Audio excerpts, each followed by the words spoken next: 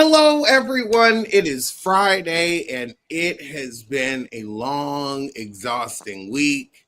We are all like, is TikTok going to be banned? Is TikTok not going to be banned? Now we got to wait for this idiot to get in office because the Supreme Court's upholding it. So we don't know what's going on till Monday. So it's just prepared to be irritated all weekend. I know I am.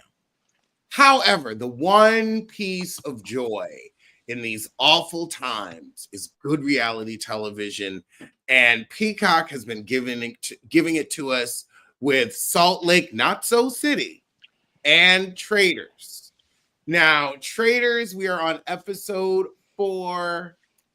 I enjoyed myself thoroughly. It was a wild ride. I was able to cling to the edge of my seat, but there was some predictability. How do you feel about it? I agree. Here. Thoroughly entertained by this episode because although there's some predictability in the outcome, the way we got there was Mr. Toad's wild ride. And I thank them for that. I will say there's going to be a lot of spoilers this episode. So if y'all haven't seen it, go watch the episode before you watch this. You really should, because it's good enough that you don't want us to ruin it. Especially for, those of you that are just tolerating me along for the ride. You need to go watch the episode. It's worth it. And if anybody else wants to join in, I want Traitors to be our most interactive review. So please feel free, come into the chat. We want to hear different thoughts, different opinions. This is a water cooler moment where we want everybody get in the chat, get in the comments, get on live. We want everybody's opinion on who thinks who's doing Zoom and who.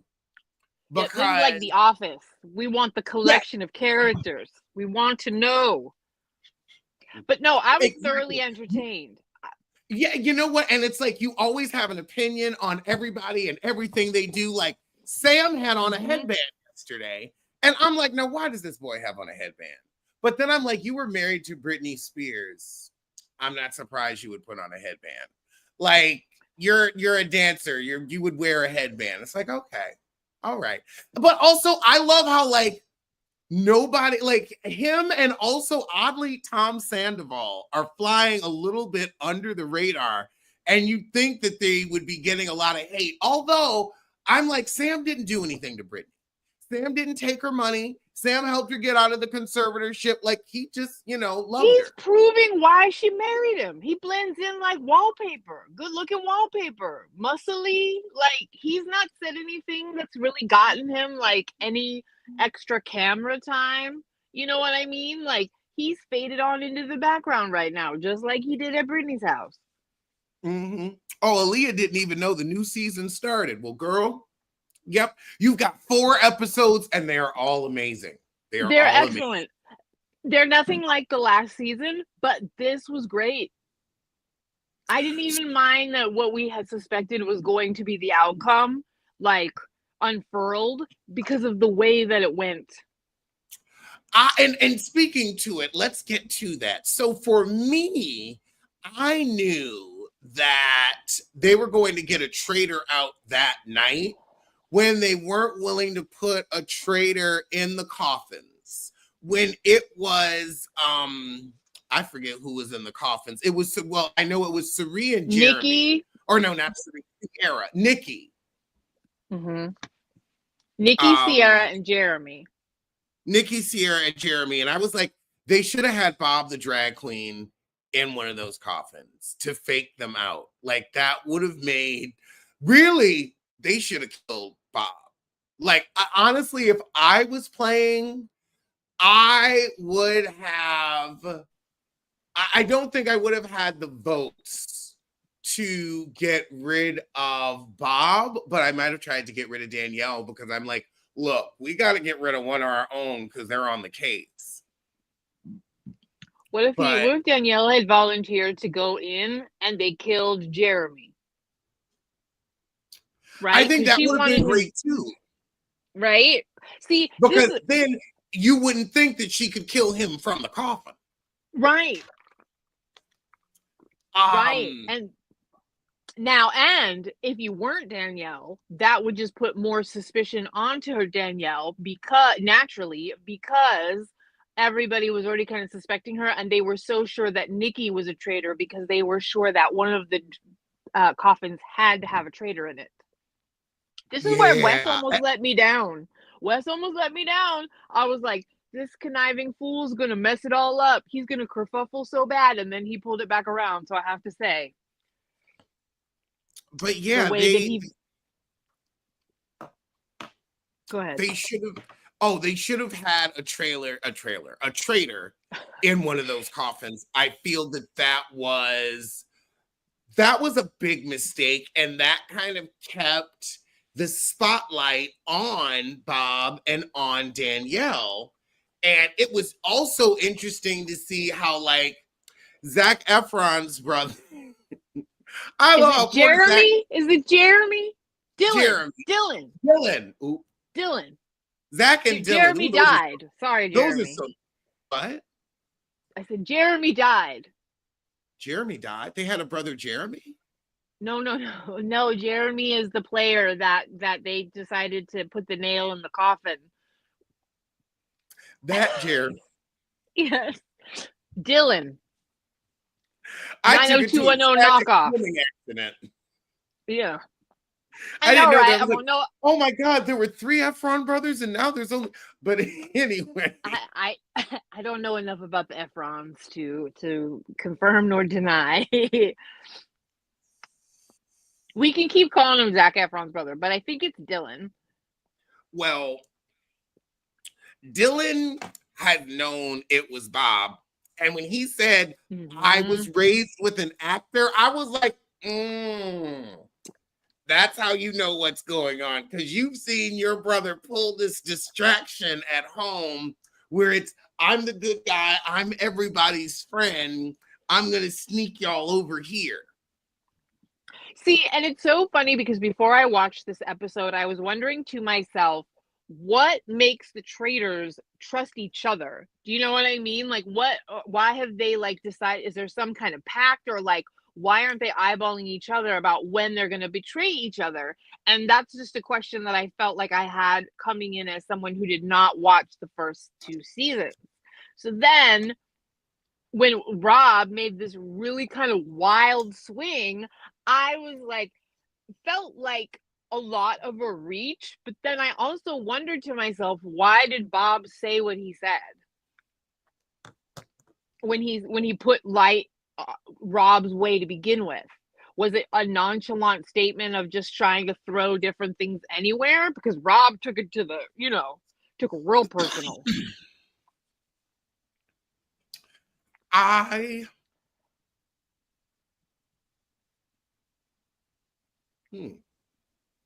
See?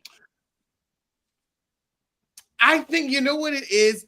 Bob had been found out, and the whispers had gotten loud enough where there wasn't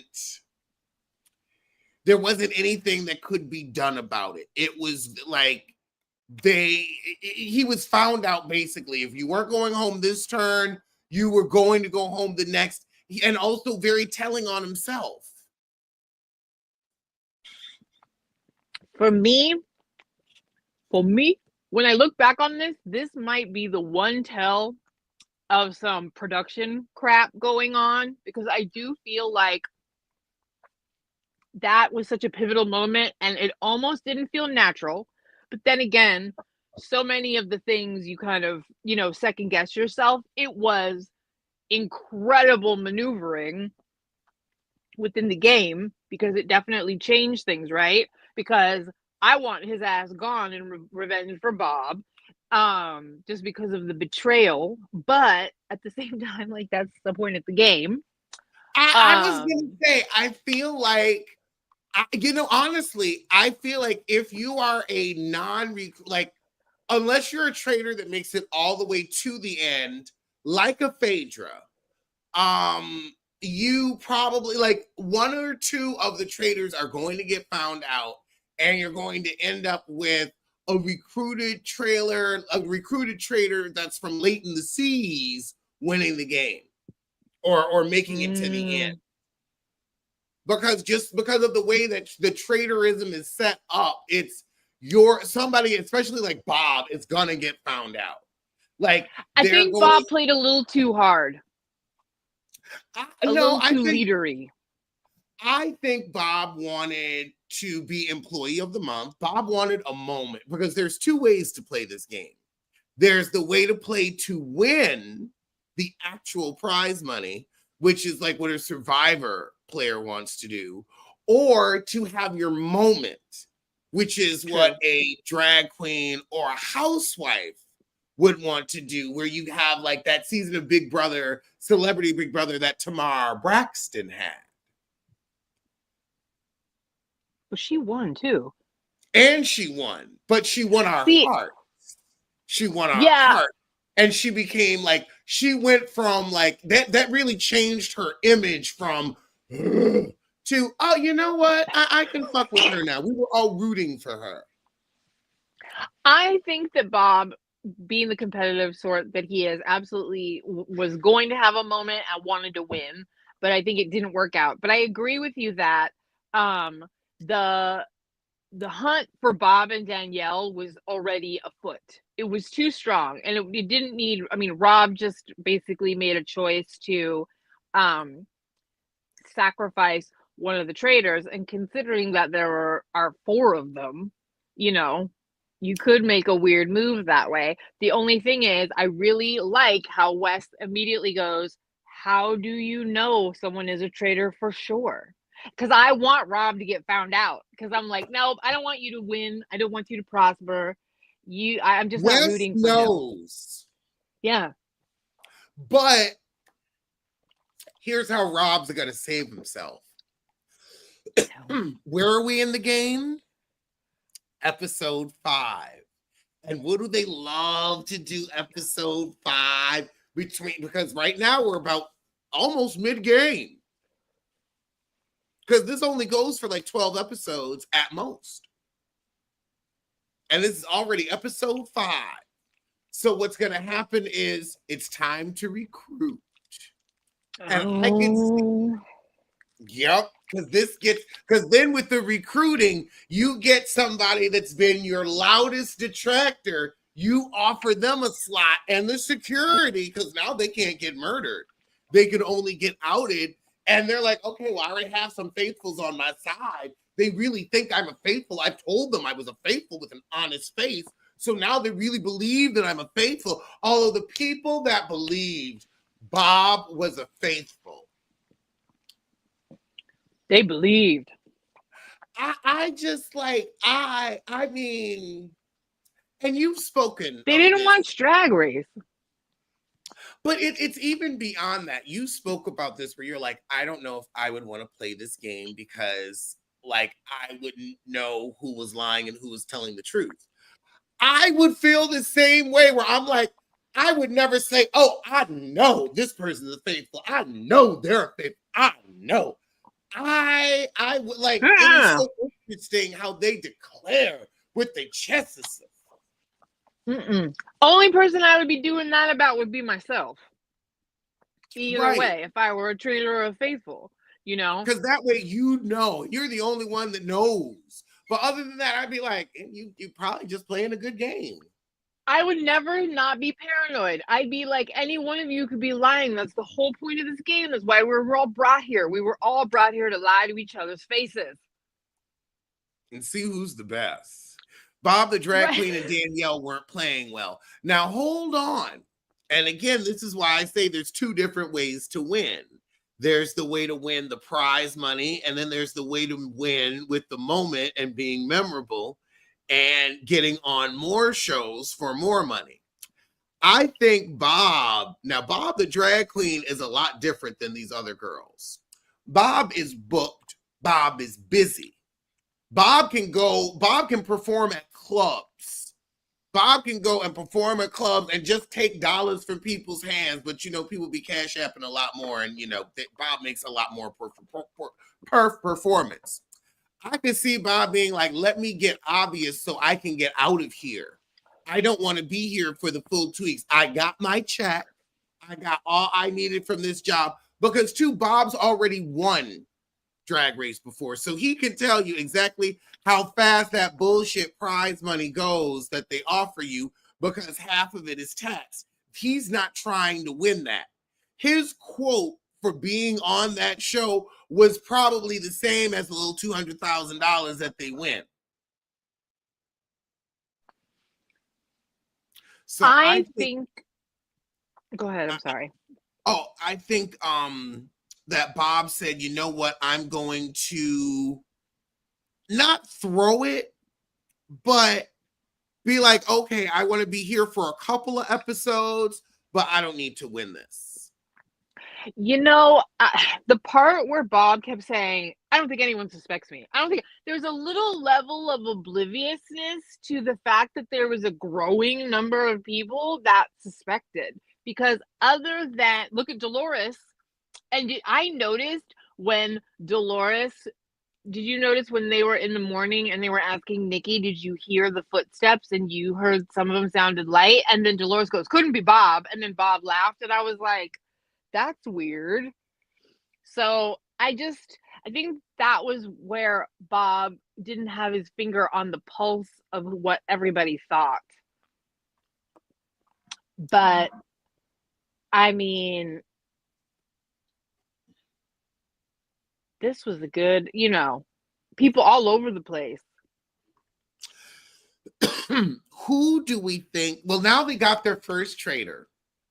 And I have to say, other than Wes, because I think Wes just knows how the game is played, that Rob, it's like, if I'm not a traitor, then they brought in Rob as a traitor. He knows they didn't bring in the fat one as a traitor. Well, and he's also like, Rob was so sure, and it makes perfect sense. I love the way, I mean, that's an argument. Like, Rob had no problem saying it's you because he's one. Yep. So I think, yeah. So I definitely know Rob is the golden child next episode. I think to get Wes off his back, he will recruit Wes as a traitor. I would also say if I was playing this game, I would recruit Wes as a traitor too. I would want him on my team to have my back. I would not want to be playing against him.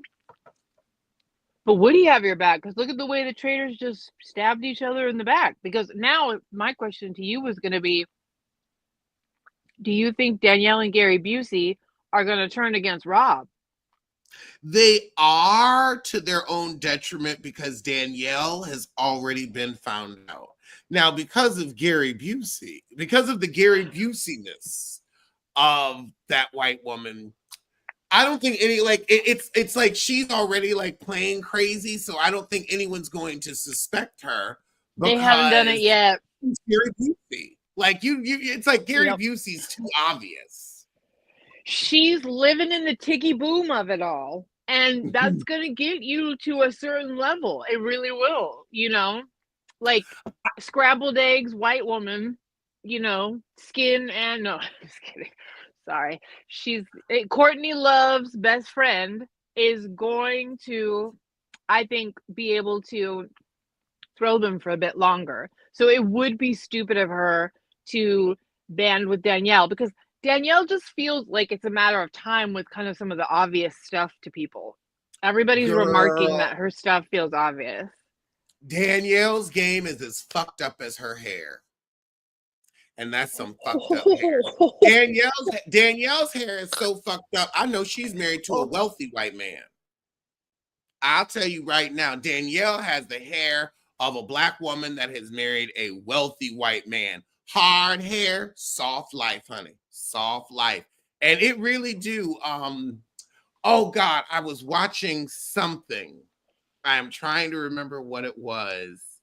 And no, it was I was watching a clip of Potomac on TikTok, and somebody asked why Candace had that braid on, and it was a braid that goes across the front of the head, and I was like, oh, that's the obligatory I married a white man braid. Because whenever you see a black woman with that braid around like a crown, she married a white man. Whenever you see a black woman with that braid, just look for a white husband. You're going to see him in the picture.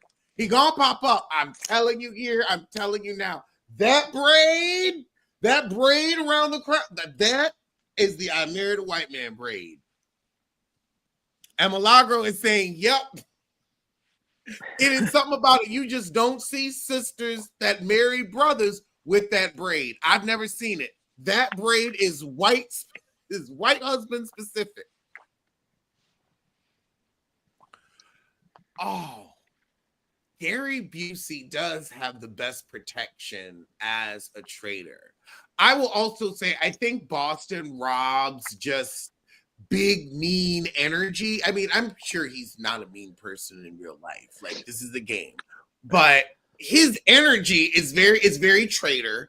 And his energy is also like, you are not going to be able to stand in command, kind of like Bob. You're not going to be able to do that unless you are a traitor. Now, The Bachelor from last year, he was able to do it because he was a faithful.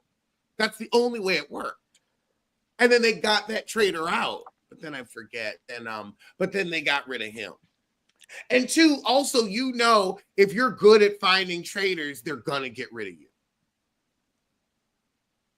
Yeah, I mean, Boston Rob is known in Survivor. I'm not that well versed, but he's one of the original winners. He's like gone back for All Stars. Like, he's known as a conniving, diabolical player. Like, that's kind of his part of his brand, is that he's, so I think that that part, you know, he's capable of anything. But to your point, when you are commanding the game, you are a target because people are wondering what your motivation is and why. So I do think that he should elicit Wes, or, you know, get Wes in as a traitor as well, to potentially have them working together. But Wes would stab Boston Rob in the back or the eyeball, you know, because of the challenge. He has just as many like deceptive, you know, or no problems playing the game that way too. I want to ask you something. Yeah.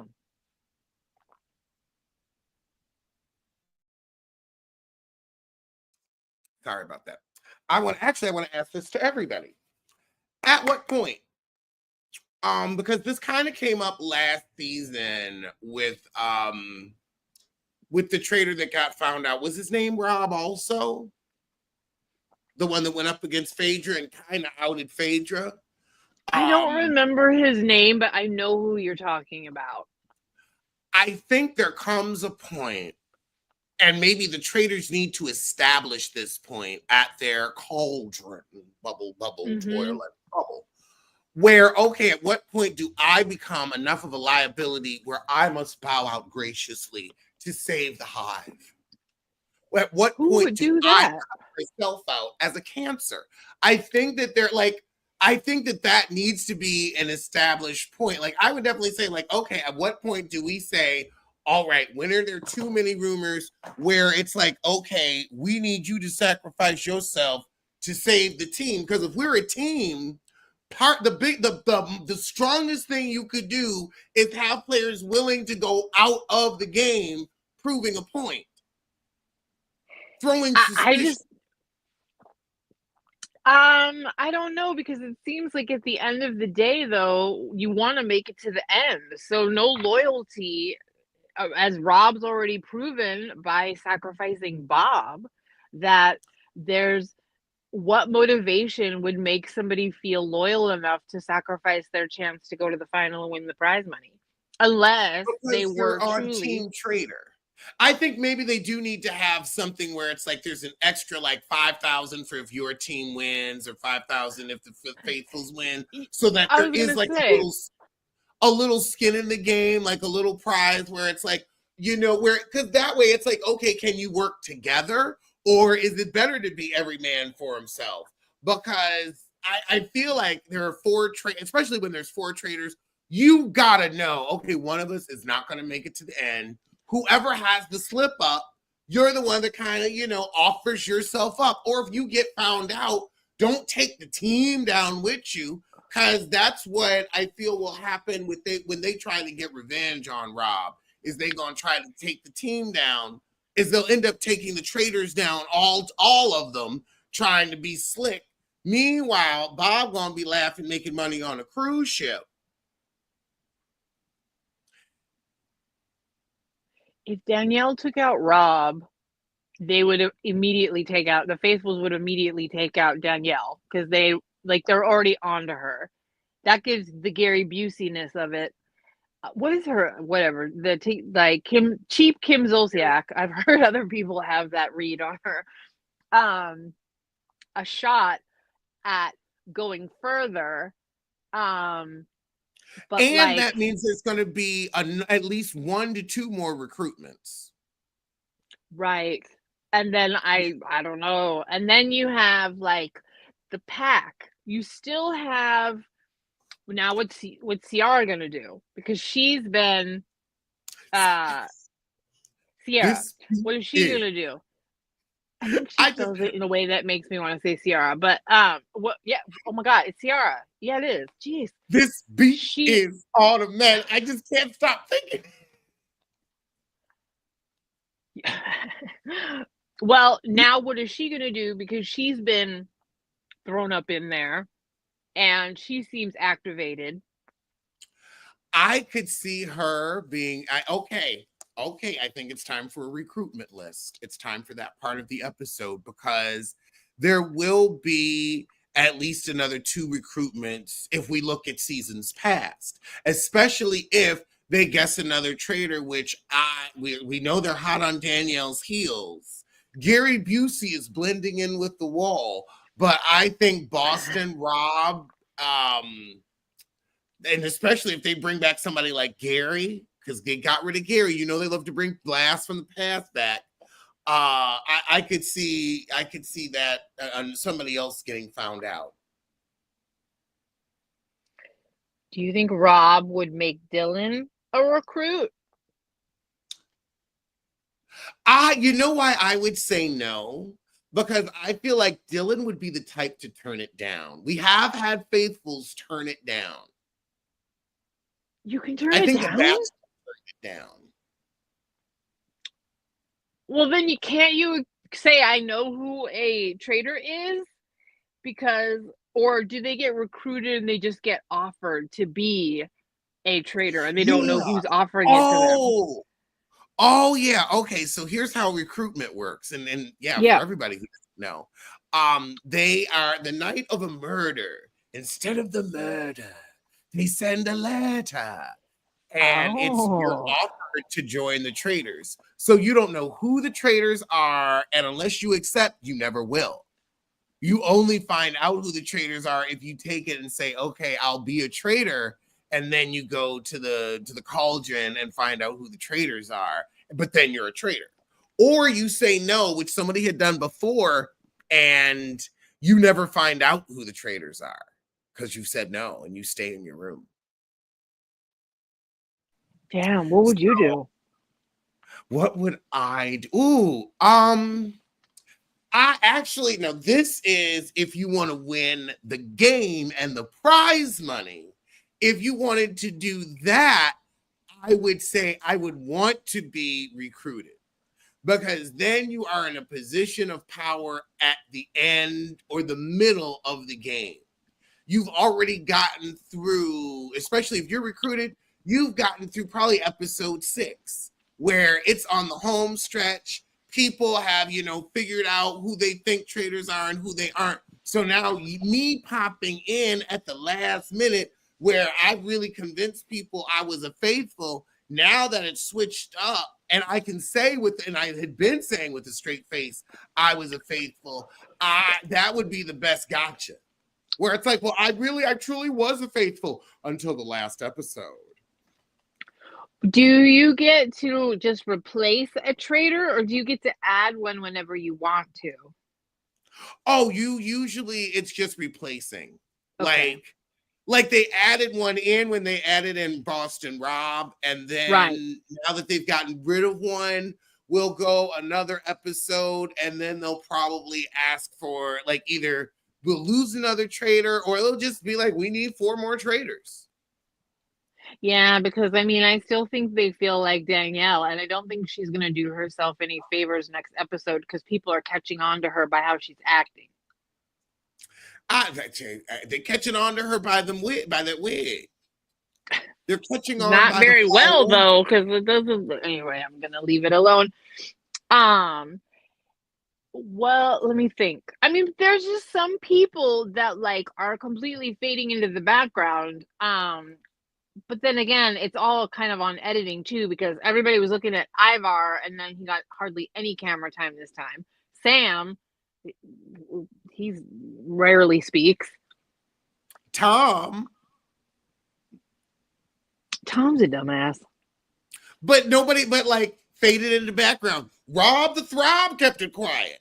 But also, you're right. Yep. Say, but it's and Dolores. Yep, Dolores. But also look at how I will say too with the traitors and the betrayal of Bob. All of the traitors voted for Bob. It wasn't just Boston Rob. Danielle and Gary Busey were like, look, I had to vote for you too. I think they saw the writing on the wall. Everybody was like, because there was already suspicion, it was kind of a genius move from Rob in a certain way. I just don't want it to prevail because I don't like it. I mean, I felt like Bob had to go. Like it was like Danielle has to go. It's like we all like your number is up. You're going home in a couple of episodes. I feel like if they suspect you, you're gonna go home. Because like when you told me that they never suspected Phaedra, like that's the art of a winner. Yes. And that's how it has to work. They have to never suspect you. And it worked. I think that the 2 people they recruit, if they recruit Sierra, if they recruit Wes, I could see that working for them and the traitors winning. What if they recruited Nikki? I could see her turning it down. I can see that too. Oh, I keep forgetting. No, I think people will take the traitor position just to have the power, except for somebody like Zac Efron's brother that's been really like their whole thing is being a faithful, and so they couldn't switch up. I keep forgetting, and it's not even like I keep forgetting about that blonde Big Brother chick that I guess betrayed Danielle in Big Brother. She keeps completely slipping under my radar of like any kind of, and it's not that she hasn't not gotten any camera time. It's just there's so many of them that it's very easy to slip under the waves of consideration. Do you know what I mean? And I feel like in many ways that's how you win. But also, wait, we're forgetting something else. We're forgetting Shield talk. And so we're forgetting about the shields, and people are winning the shields. And it's a lot of the men that are going forgotten that are winning these shields because the games are about strength. So they do have a bit of an advantage. And I think Tom already was on Special Forces. So it's like you already did this before. And then the challenge people already kind of done this before. So they have an advantage over Housewives where, you know, if the Housewives were doing stuff like the challenges, they'd be more equipped too. Those men are in peak physical condition, the ones that you're talking about. Tom, because he's vain as hell and was doing Special Forces. Wes, because the kind of work that he does on the challenge requires him to be in peak physical. Sam, I mean, you know, we already knew that's all he had to do was work out in his life. I mean, I'll tell you this. Also, he was a dancer for Britney Spears, which is like top of the industry if you're a backup dancer for Britney Spears. That's how they met. I thought he was like a personal trainer. Nope, he was her backup dancer. Just like her first husband. Well, anyway. and incredibly talented artist, and Brittany's a dancer, so I could see them bonding over that. Sure. I think bonding over a lot of things, but it's like, okay, at least he got rhythm. Um, he's got rhythm.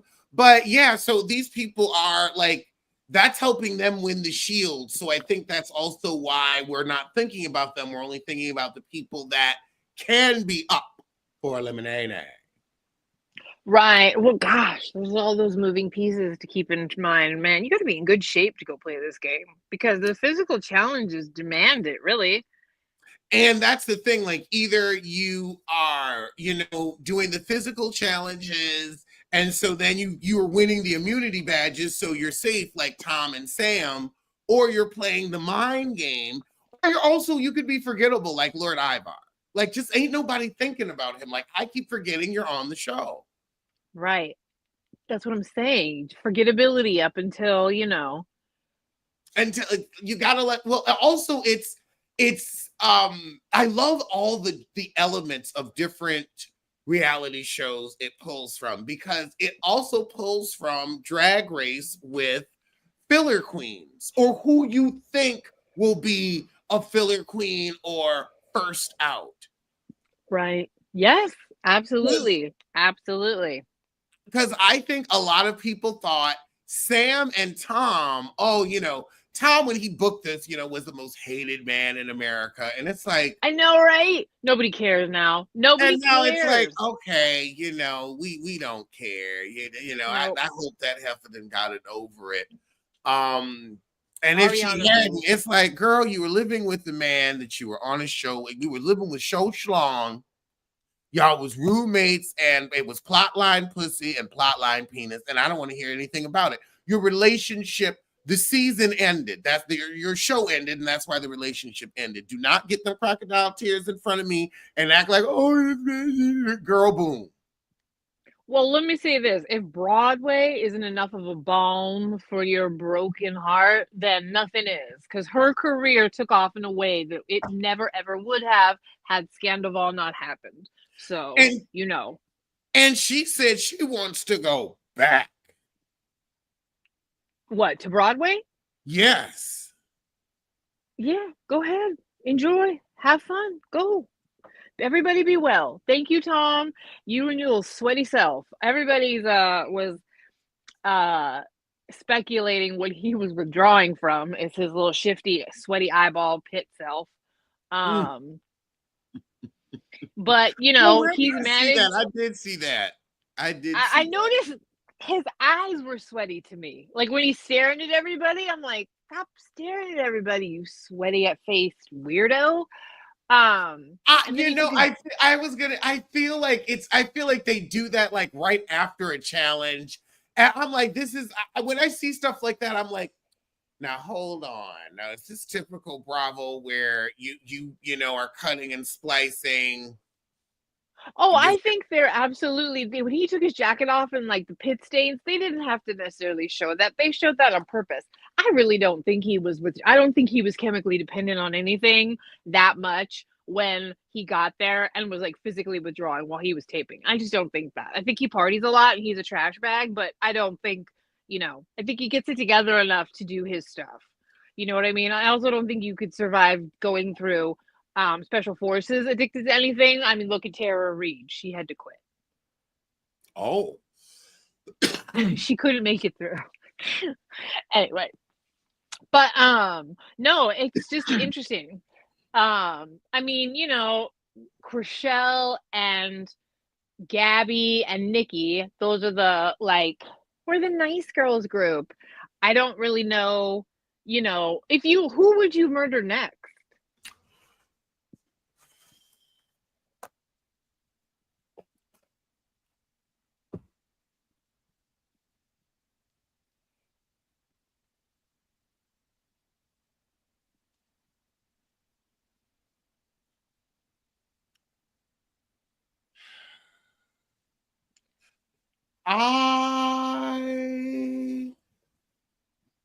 I would honestly say we would have to see who is up for eliminating after the game, because now too, Some of the games will get a little more mind games to give everybody a more fair chance, because it's always super physical at first. And so this is when a Tom or a Sam would come up for elimination. They already got Jeremy out. I would say maybe okay, somebody mouthy like Dolores to cause confusion, and somebody people would miss to keep the timid people behind. That way I could run over them. So I would say I would get rid of Dolores. Dolores would probably be my number one that I would want to get rid of, because she probably, I feel, holds the most power. Rob, I can't believe I would say, or the second, if not Dolores, then the second most popular person after Dolores I would get rid of. Maybe Zac Efron's brother. Maybe it might be time to send him home. Well, you have to get all the traitors have to agree, right? Oh, or do they just have to? Well, I feel, well, you know what? I feel like they do get in line pretty quick. Even Gary Busey. Well, I think that you were saying they realized, Danielle and Gary Busey, that realized that they had to vote for Bob because there was no alternative. Because they also know that by voting for Bob, they would look innocent. Right. It's like, y'all got to, I couldn't even be mad at him. It's like, save yourself. Like, I'm toast. I'm done. Like, let me go down with the ship. Y'all get on the raft. This is where I turned into the white lady meme, looking at all the math on the board and like with a perplexed look on her face, because the possibilities become endless. Let me ask this. Does it become strategically like a good idea to kick out somebody like Sierra or Nikki? Do we feel like the suspicion that they're faithful? Like, do we feel like they're faithfuls now, so it's pointless to do so?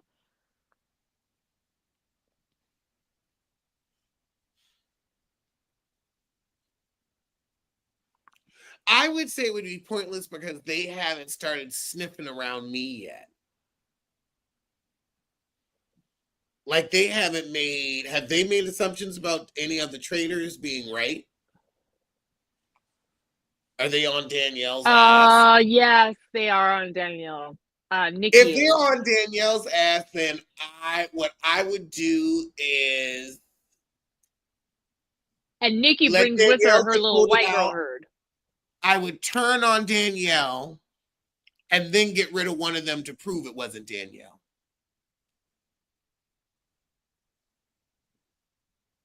So I'd have them vote Danielle out and then murder one of them that night.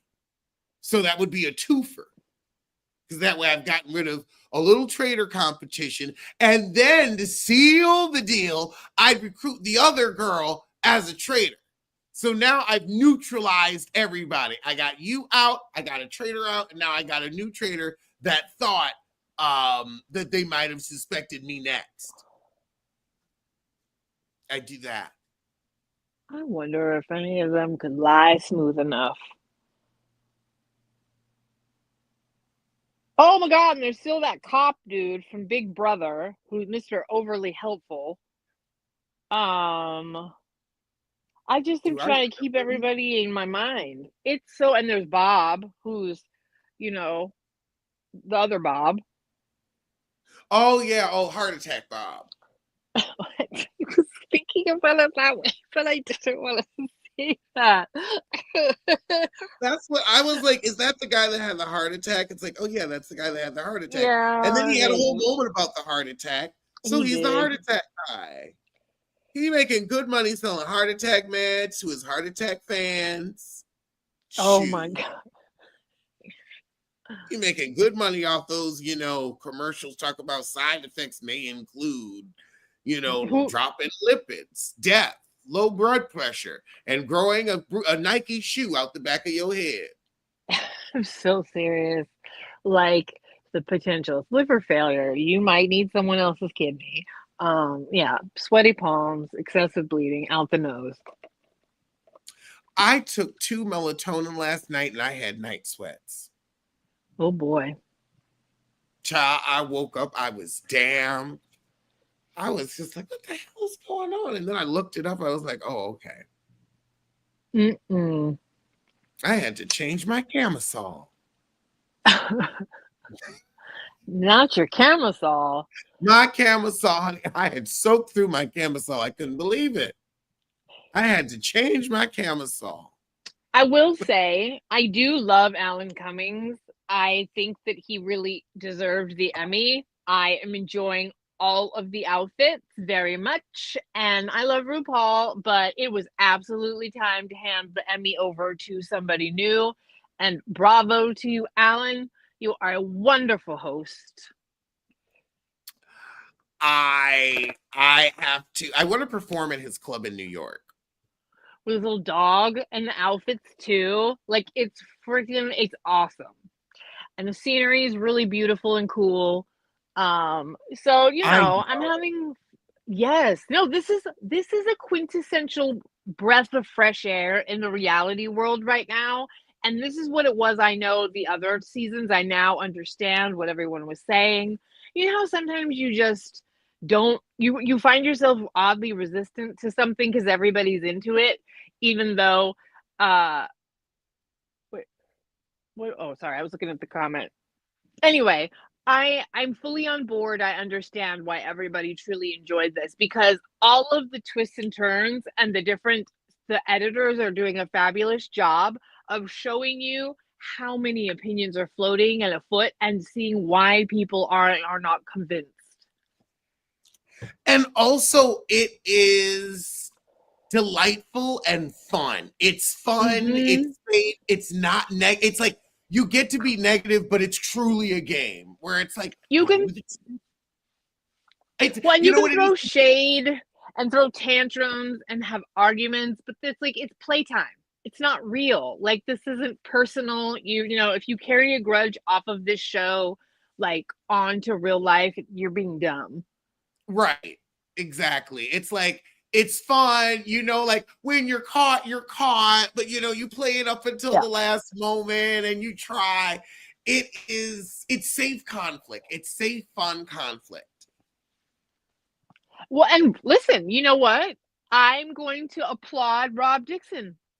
I'm going to. She's been interesting enough and enough of a player. I enjoyed that. Well, somebody convinced me because I don't know. You know what I mean? She's participatory enough to be watchable.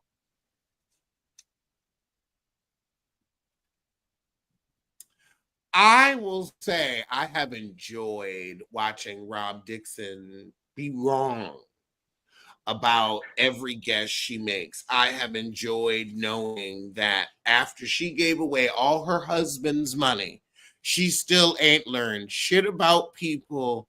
And the second, I know Bob isn't a traitor. And I was like, mm-hmm. And I know I'm going to sell you your next house for 33% commission. And that's a deal. And with Rob, she'll believe it.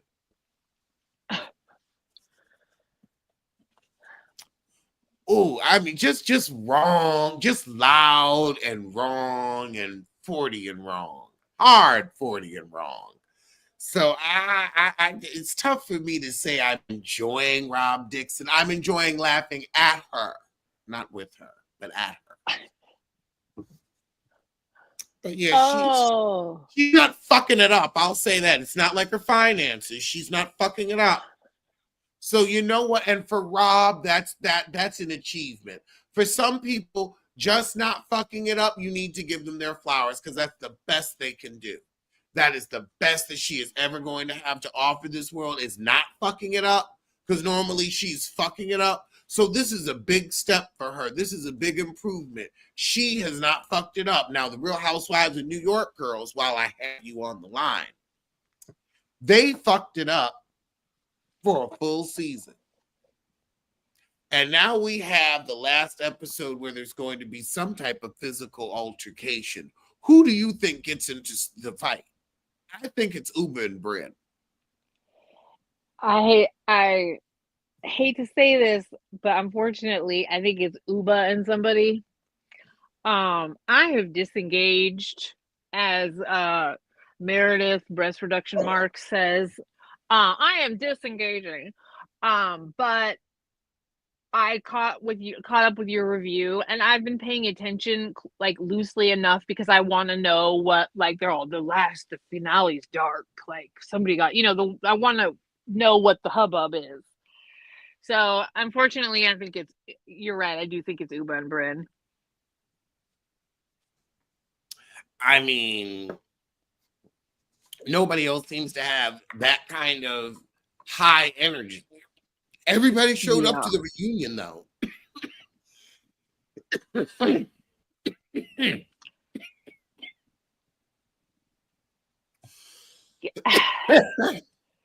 There's just so many problems with New York. It just didn't stick. Like the way that they kind of twisted what each other said and the gossip stuff, they got too vicious and mean before they had any friend loyalty to back it up. Yep. It did this. It just didn't gel. It slid. Yep. It cleaned it off. See that? Mm-hmm. Clean nail. It cleaned it off. Did not stick at all. It's the fact that they just kept like, what was this? A 15-episode season? 15-episode season. It was too long. This trip is too long. We're still in Puerto Rico. Uba's attitude about Puerto Rico, it's like, and honestly, it's like, girl, this is why we got rid of Ramona and the rest of them, because they were tone deaf. I don't want to see it from somebody else. I don't want to see anybody go to Puerto Rico and complain there's a dead bird on the beach. How are you complaining there's a dead bird on the beach? Where the hell do you think birds die?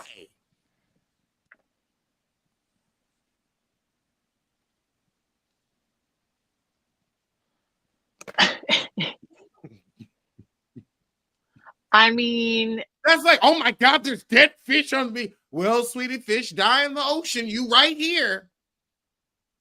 Lord. It's not like it's a dead bird, in your microwave where it's like, how the hell did that get there? It's a dead bird where dead birds are supposed to be. I know, this isn't Fatal Attraction, Puerto Rico style. Exactly. Didn't nobody boil that bird, babe? Like, it was just, it's just, that is something that if it was a white woman, oh my God. If that was, and Ramona like would do something like that, and like that's what people complained about. It's like, we don't want to see this. We want to see women that are in touch, not out of touch. Or if you're going to be out of touch, like be out of touch in a different way. There just seems to be like a lot of like anger at like what other people are doing that like has no effect on her. Like being really upset about Abe and the DP. That has, what do you like, ultimately, like you don't need to be mad for anybody. Like this level of indignation and anger, like it's not even your battle. Like what are you doing? And I think that's where, and the way that she like commits to Pigeon so hard, Pigeon so hard. Like it's just kind of, I think, hard to get around the, like Aaron said, I'm not saying anything to you because I don't want to be a pigeon. Right. It's like I guess it's maybe like the immobility of how she feels about something when it's really not that big of a deal, or it doesn't pertain to her specifically. It makes it hard to deal with her because she just starts to get so angry that you're acting in a way that she doesn't agree with. There's no room for these women to like cut a fool and be dumb. You know what I mean? I will say, and that's the fun of Housewives. Is the, we're gonna call my husband, and it's like, it's on camera. The husband's consent. It's like, come on. The fact that he's picking up the phone, they clearly have timed the phone call where he's freaking answering. And not like Aaron, now. She called her husband. If he didn't like that and felt exploited, that's Aaron's problem. Right. And he signed on to do the show. Oliver didn't. Worry about that, Uba. Worry about that. Because, God, you mentioned his name once or twice, but where is he? This is the real housewives, not the real almost engaged huzzies. Yeah, I mean, they don't like each other. They feel like people trying to stay on a show. They feel like people maneuvering on a show. That's what they feel like to me. They don't feel like a friend group that are working together. They feel like people that are desperately trying to hang on to a show as like amateur reality folks.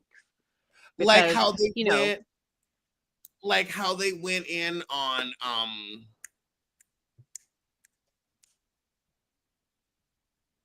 you talking Jessel's, about Oh, go ahead.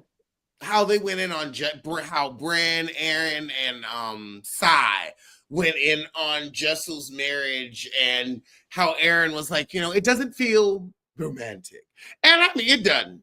It does not feel sexy at all. I don't know who maybe somebody buying it, but I'm not. I don't see them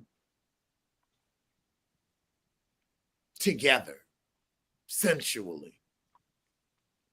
As a family, yes. Don't ever say sensually when we're talking about those people ever again. That's no. No. You They don't get sensual from them. their What culture about has this? the Kama Sutra, and that wouldn't save the two of them. Okay? No. You don't feel the intimacy. Are you kidding? Sandpaper has more sensuality rubbing together. No. But you know what? I understand to a certain extent, especially when Jessel even explained about the love of her life. Like Indian culture still very much expects you to marry with certain parameters. I grew up with my best friend across the street when I was little. Her father was from India, and like to this day, Indian culture is very, very like still conservative and strict on their children about marrying within your culture, marrying suitable people, all of that stuff. And they look at marriage differently. They look at marriage as you learn to love each other, you marry for partnership, you marry for friendship, all the reasons that they did. I mean, look at Family Karma. That's what those marriages were. And like I would say the kids did not seem like they were going to be happy. Like I think Rika and Vishal, like I don't wish divorce on anyone.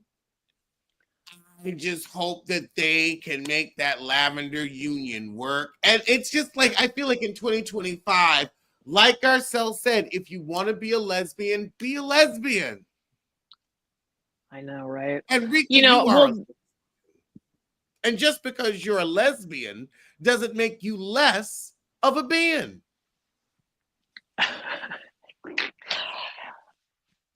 Well, I do think that in any culture that still really pushes for you to maintain traditional, values and, just traditions, period, the clash of modern society, especially, like in a melting pot country like ours, makes it a lot more challenging. I do think they have kind of somewhat of a like passionless marriage. If that's okay because you have a certain level of stability and security that you're fine with that to continue on, and then he's not going anywhere except for a sandwich, and while she's on the platform and gets to be the star of the show and he gets to be like Dory in the background, hey, that's why Emily hangs on to Shane. Ooh. I mean, listen, there are some housewives that are like, here's my little beta husband. And actually, Jessel's husband doesn't even really strike me so much as a beta. He's just one of those like nerdy dudes that can't be told what to do kind of thing. I could see that. But happy to let their wife take the center stage with their ego wings and be a reality star. Men that do not need to be stars to feel complete. Yes. Hobbit. There you go. The name jumped out of my brain. Just like the show. But on that note, should any, like after this season, well, actually, we're really waiting to see, how bad this fight is. Bryn's hair looked a little askew, so I'm thinking she's the one that got bopped. But I also feel like she was probably, this might be a Kenya Moore situation where she, poked and prodded and finally got the reaction, finally got the uber hot she wanted. It should like, how is Bravo going to basically explain, like, are they going to, like, what do you think? Everybody put your thoughts in the comments. If anybody wants to join the chat, feel free. It's a beautiful Friday afternoon. I'm going to warm up a little bit of chicken, but I want everybody's thoughts. Is Bravo going to double down with this group of women? And especially now that they've had a physical altercation 2 seasons in. I mean, we did have that fight on Married to Medical, and that was definitely a beautiful way to end the season, but we cared about Married to Medical all through the first season. So it's still going to be different. But do you think that they're going to just say, okay, this was a failure and get some new heifers? Or are they just going to cram it down our throats for a season 3? I stopped watching this season. I straight up did. I didn't enjoy it. I think this was a failure to thrive. I also don't necessarily see a reboot being a great idea either, because I think that your audience is starting to lose patience and tolerance. I wonder if they're going to like split the cast in half and like revamp, you know what I mean? Are they gonna ditch Bryn, Uba? I don't know. Who would we see? But I think my gut's saying maybe a like strong partial recast. And that they'll keep trying to force us into this one. Because they have definitely forced us through a couple of bad seasons of Orange County. And other franchises when they're struggling. Jersey. But, I mean, the thing that's different is this was newer along. I wonder, I don't know. They could try something interesting and make a couple of the old faces friends. That's not going to seem authentic. I think that's going to be the biggest issue, is that won't seem authentic. They could try. But also, it's like, if you have to call the old girls back and Hail Mary like that, just go on and be like, look, let's just do legacy and then see if we can find some new women.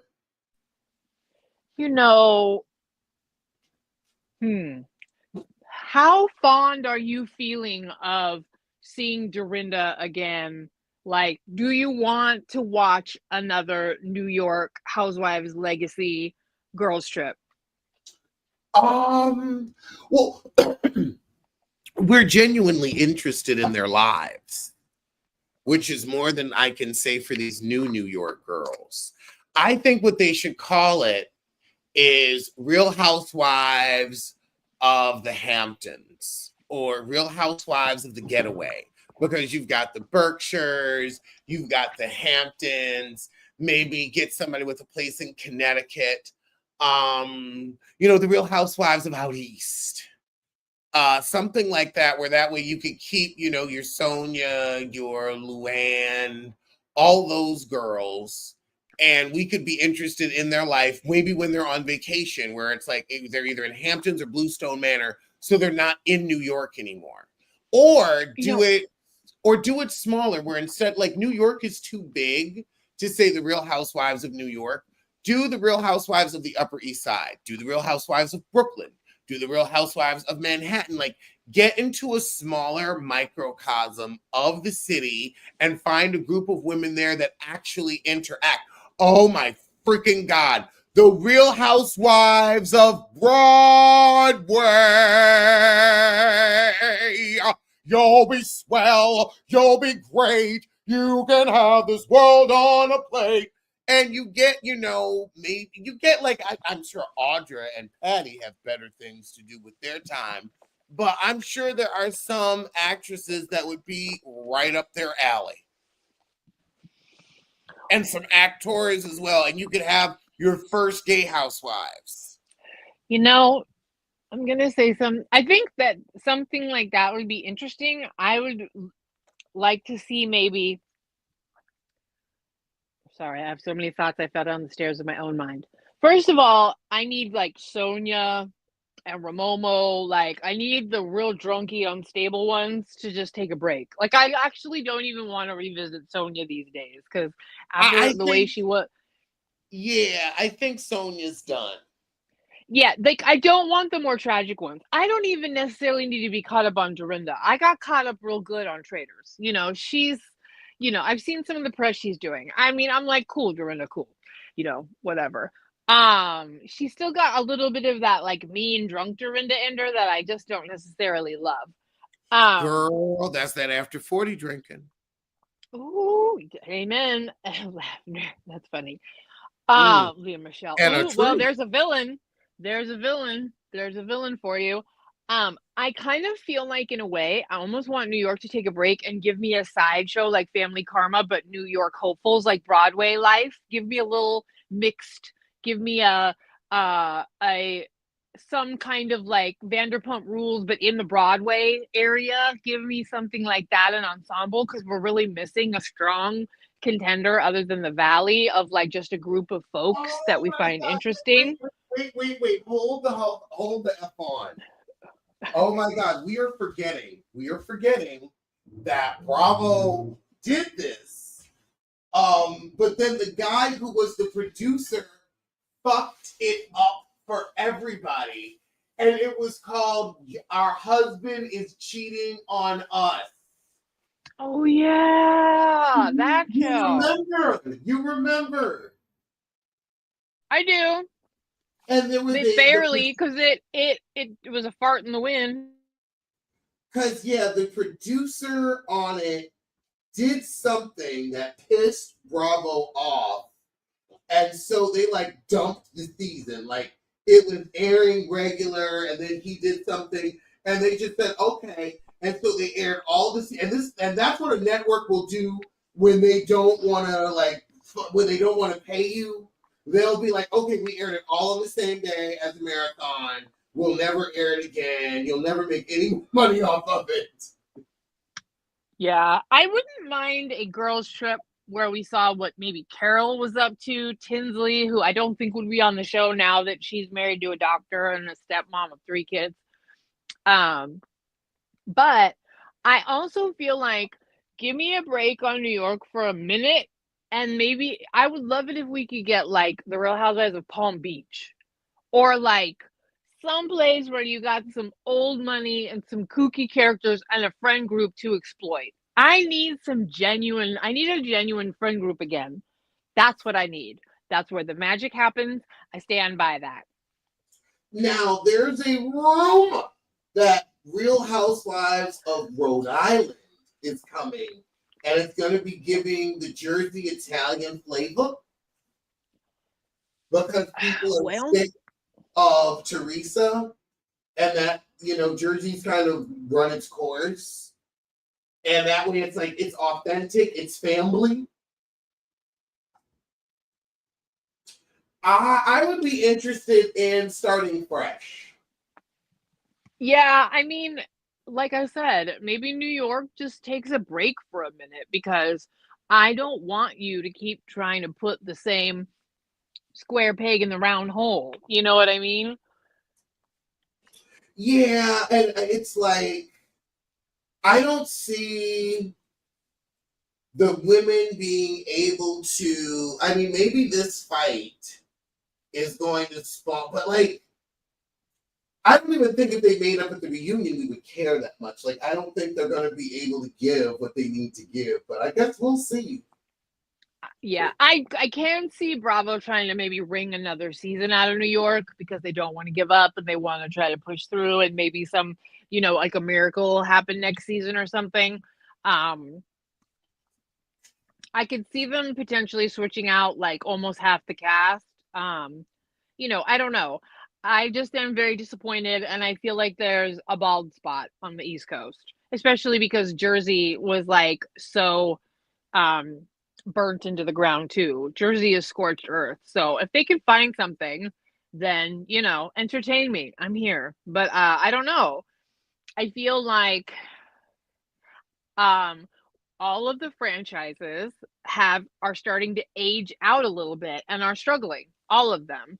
Some of them are still going more strong, but ultimately, like I wonder when the inevitability of maybe like the format is just not working anymore when we hit that. See, I would say that,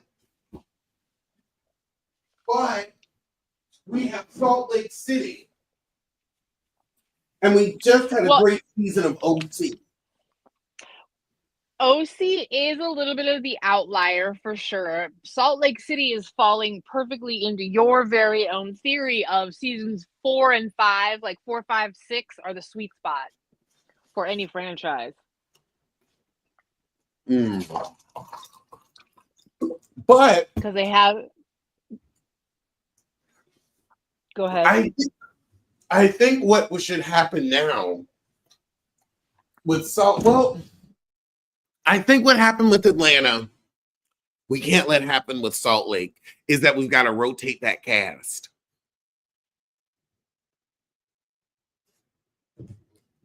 I think that they have to start like what happened with Unpopular opinion, bring Brittany back because she's the perfect whipping child. The dumb, weird Mormon, like I'm telling you, she's such an archetype there. And she's totally like, now that Jared Osmond's on board, the hokey dokiness, like that's the easy softball. Like, absolutely. I'm here for it. I'm here for her. We need the clown. Let's see. But I feel like with New York and Atlanta, they rode the wheels off those women rather than getting like you need to around season 6 get some new women and then put 2 stars on a 2-year pause so that way you always have some new people to bring back that people care about, and then they've had 2 years to get new shit cooking in their life. I do think a rotation of like a 2-year pause, or like what you're saying, where they're not gone, you can bring them back. Like we like that. I think that's good too. Sit out a couple seasons. And it's something that's never been done. And so then it becomes like crop rotation. Stay in the mix, stay like attached to your friends, whatever. Show us that you still want to come back, and then come back and be involved. I could be here for that for sure. And then maybe even film a little here and there during those 2 years, showing your authentic off-camera friendship.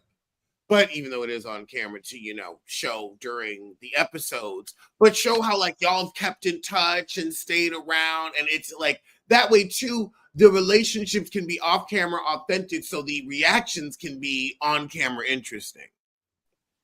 They actually do that in Orange County a lot. I think they need to do it more. If you look at how many times like different housewives have shown up and like made little appearances and stuff. But yeah, I agree. I think that, I mean, when you have a top dog for too long, or somebody that, I mean, you get a cast that starts to get into shambles. Like, I feel like Potomac is in trouble because that cast is not gelled at all. It's a weird, Yeah, Potomac definitely. Like, well, Giselle's aged out, or rather plotlined out. Maybe she could come back in 2 years when she has something going on in her life. We are tired of Ashley and her forehead. Candace knew when to bow out gracefully, so now Candace is she's on perfect rotation schedule because we want her back. She looks all happy with her baby, out the mess of whatever this Jerry Springer QVC, virginal lavender beard.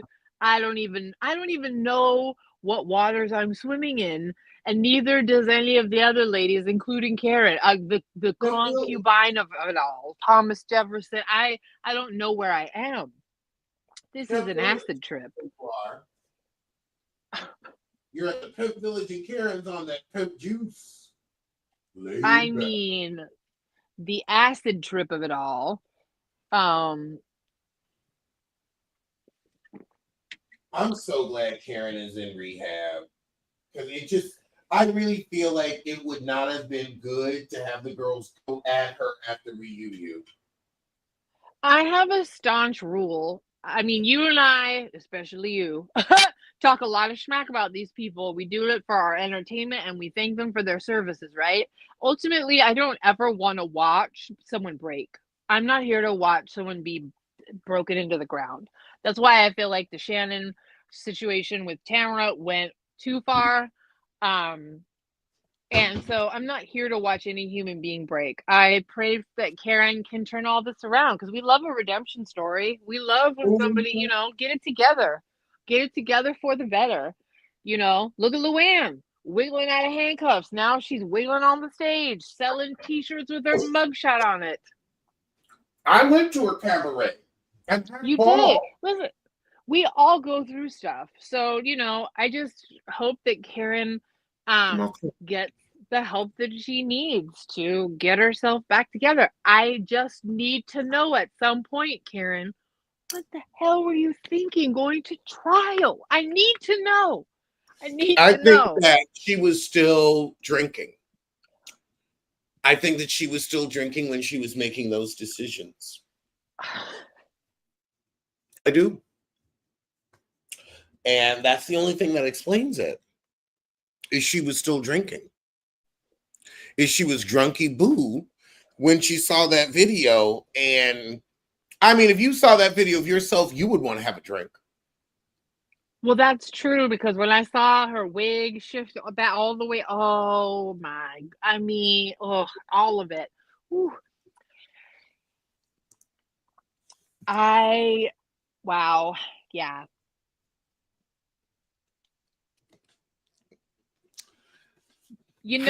Listen, this is the part where if you manage to go on an upswing, it makes your story that much more enhanced. You know what I mean? So, just for your own self as well, I pray for her success in doing the work, because she's lucky she's not dead, or much more injured. Yeah. The situation was very dangerous, right? And exactly. Or you could have hurt somebody else and then be dealing with the guilt, and then you'd really be worried about some jail time. Oh yeah, Rob Dixon is right. Rob said she might get 60 days, and she might have to spend a little time in the slammer, a little Martha Stewart sentence. But it's like, thank God you didn't hurt anybody. Yeah, I mean, it's a reality. It is a pitfall of being in the system too long, because the level of stakes of emotional, the way that you're dysregulating your nervous system for a living, what's interesting is that, like, I realize that people have made little comments here and there about Karen being a drunk or whatever, but like, I didn't notice it like I noticed other people. I didn't notice it like I noticed Dorinda, or like we noticed Shannon. Do you know what I mean? At least me, anyway. Oh my God. I have an update.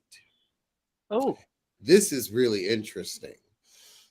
And it's a month before BravoCon. The Ultimate Ladies Cruise, September 15th through 19th on the Wonder of the Seas. Cruise with Phaedra Parks, Cynthia Bailey, Margaret Josephs, Tamara Judge, and Taylor Armstrong. Taylor? Huh. Taylor. Ultimate Ladies Cruise. Child, at least they getting their coin. Then there's a Wives on the Waves cruise, September 1st through the 6th, from New York City to Bermuda on Norwegian Aqua. Book now at fantasy.com. It's with Dolores Catania, Teresa Giudice, and a surprise housewife that will be announced soon. That's because they kicked Jennifer Aiden off. Oh, yeah. Oh, I know she ran out that check. Oh, No thanks, bitch. 6 days child free on a cruise. Oh, I know she is mad. Yep, she disgraced herself off. All of it. I don't even care about the details of the situation. Why are you recording that crap, lady? Like, Andy Cohen called it a self-inflicted wound, and that's exactly what it is. Like, none of this would have happened if you hadn't put post or been on live or been so stupid like all of this. I mean, really. In the airport trying to get a sandwich, no one needs to be on camera. What are you doing?